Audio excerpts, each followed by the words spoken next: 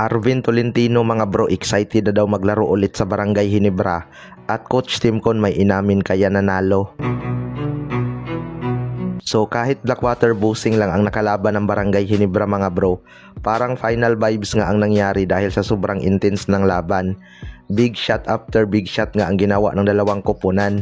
Mautak na itong si Coach Timcon dahil sa kabilang side pina-inbound ang bola para sa kanila na lahat ng oras at makapag-sit ng play. Inamin nga ni Coach Timcon na nakadesign talaga sa isang alley-oop dunk ni Japit Aguilar ang kanilang last play dahil walang ang big man ang Blackwater Busing na kayang pumigil kay Japit Aguilar sa ilalim. Kaso mahigpit naman ang naging depensa ng Blackwater Busing kaya naging broken play ito, pero naipasok naman ni Japit Aguilar ang isang baseline jumper para makuha ang panalo. Hindi rin talaga ito ang unang beses na nakapasok ng for the win jumper itong si Japit Aguilar mga bro, dahil nagawa niya na rin ito sa mga nakaraang laban. Kaya di na masyadong nagulat si Coach Timcon. Naging blessing lang talaga sa kanila ang broken play na yun dahil di naman talaga kilalang clutch shooter itong si Japit Aguilar. Pero mabuti na lang at naipasok niya ang isang napaka-importanting basket. Marami nga itong importanteng basket na naipasok noong dulo. Kung hindi yun pumasok, siguradong hindi nila nakuha ang panalo. Pero total team effort pa rin mga bro, marami din kasing katulong si Japit sa opensa. Sa kabilang banda naman mga bro, Arvin Tolentino excited na daw ulit maglaro sa Barangay Ginebra. Ito nga si Arvin Tolentino ay free agent na mga bro at di pa pumirma ng contract extension sa Batang Pier dahil gusto muna nitong mag-explore. May mga usap-usapan nga na may mga offer ito overseas, pero mukhang wala yatang plano si Arvin Tolentino na mag-ibang bansa.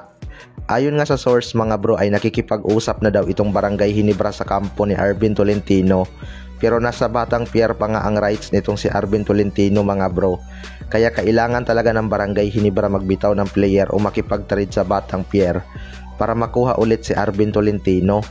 Kailangan nga nilang pag-isipan na hindi magiging lopsided trade upang hindi i-reject ang trade proposal. Baka si Maverick Ahanmisi at Jeremiah Gray ang magiging trade asset ng Barangay Ginebra dahil mataas pa nga ang value ng dalawang ito, samahan na lang nila ng future pick.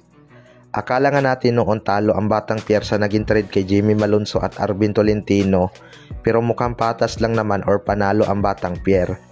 Excited nga rin daw itong si Arvin Tolentino makabalik sa kanyang dream team na Barangay Ginebra.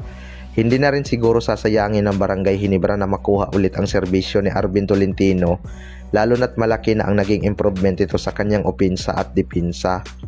Maaasahan na talaga tong si Arvin Tolentino both offense and defense mga bro. Kaya abangan na lang natin ang kanyang pagbabalik sa kanyang dream team na Barangay Ginebra. Kayo mga bro, ano masasabi nyo tungkol dito?